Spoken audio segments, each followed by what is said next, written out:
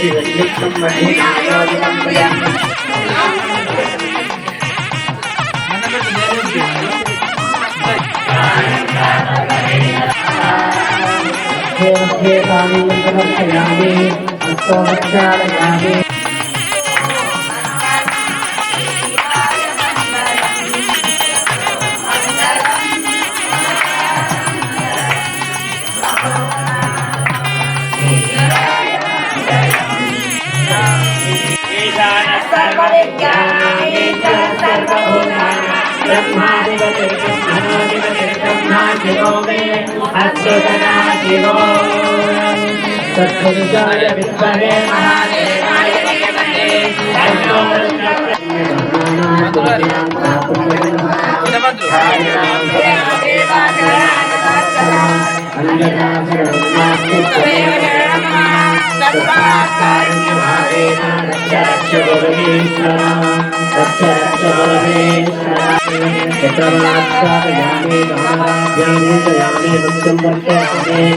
आंदोलिकारोहयामि अश्वानारोहयामि गजानारोहयामि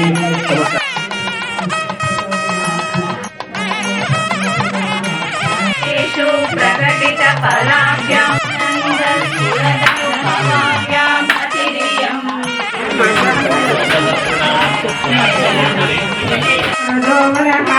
ॐ नमः शिवाय स्वाहा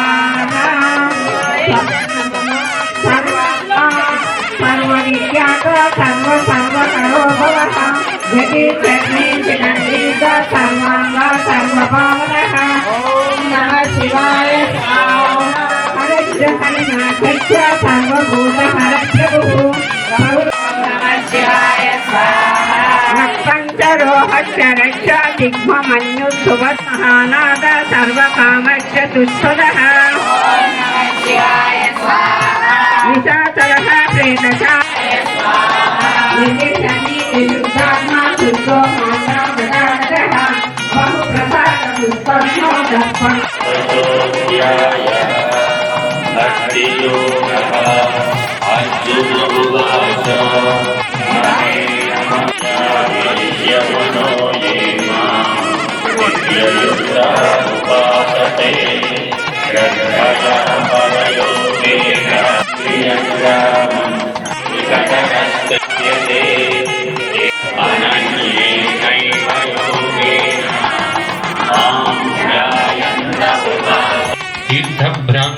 చింతన చేసినట్లయితే ఒక చెట్టు ఇస్తూ ఉంది. హరి రాజేశ్వరి గారు అటువంటి మంచి సువర్ణ అవకాశాన్ని వాళ్ళు తీసుకున్నారు. ఈశ్వరుడు వాళ్ళకి ఇచ్చాడు. 100 ఏళ్ళకు వచ్చే ఒక్కసారి వచ్చేటటువంటి గొప్ప పర్వదినంలో వారికి ఇట్లాగా మహాదేవికి సంబంధించి మళ్ళీ 18వ అధ్యాయంలో చూస్తే ఒక్కొక్క వర్ణం వాళ్ళు ఏ లక్షణాలు కలిగి ఉండాలని చెప్పారు. కృషి గౌరక్ష వాణిజ్యం వైశ్యకర్మ స్వభావం. వైశ్యులైతే మరి వ్యవసాయం చేయాలి, గోరక్షణ చేయాలి, వ్యాపారం జరిగి వైశ్యుల యొక్క లక్షణాలని పరిచర్యాత్మక కర్మ శూద్రస్యాపి స్వభావజం. పరిచర్య అంటే సేవలు చేయడం శూద్రుడి యొక్క ధర్మంగా చెప్పానని.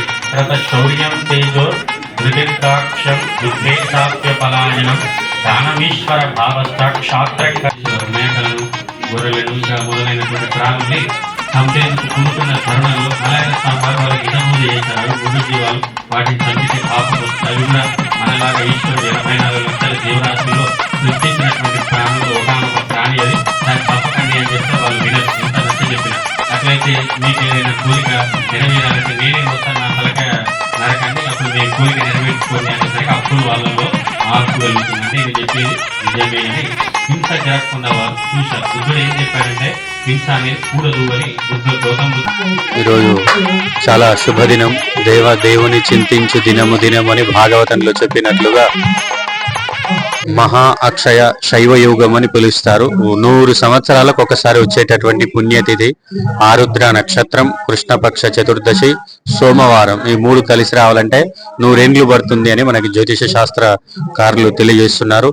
ఇట్టి పర్వదినం 100 శివరాత్రులతో సమానం అని కూడా తెలియజేశారు. అట్టి మహాశివరాత్రి, మాస శివరాత్రి పర్వదిన సందర్భంగా శ్రీమాన్ సముద్రాల నరహరి రాజేశ్వరి గాల గృహంలో ఇంతవరకు కూడా రుద్ర నమక చమకాల చేత శివాభిషేకం, శివ పూజ మొదలైనవి జరిగినవి. ఇప్పుడు శివ సహస్రనామ యజ్ఞం, తదుపరి మరి ఆధ్యాత్మిక ప్రవచనం కూడా కొనసాగనున్నది. మరి ఈ యొక్క కార్యక్రమాలన్నింటినీ కూడా ఎందుకు నిర్వహిస్తూ ఉంటారు అనగా, మన యొక్క సమాజంలో సనాతన ధర్మం యొక్క వైశిష్ట్యాన్ని తెలుసుకోవాలి, తెలుసుకున్న దాన్ని ఆచరించాలి అనేటటువంటిది ఈ కార్యక్రమాలన్నీ కూడా జరుపుటలో ఉన్నటువంటి ఆంతర్యం.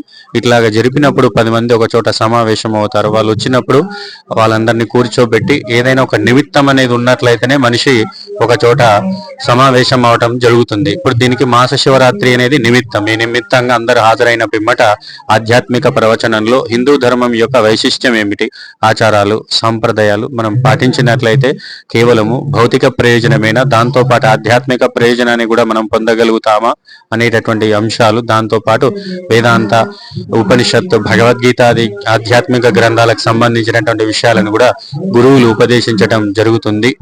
కావున ఇట్టి కార్యక్రమాలు సమాజంలో ఆధ్యాత్మిక, అదేవిధంగా హిందూ వైశిష్ట్య చైతన్యాన్ని కనబరచగలుగుతాయనడం 100% నిజము.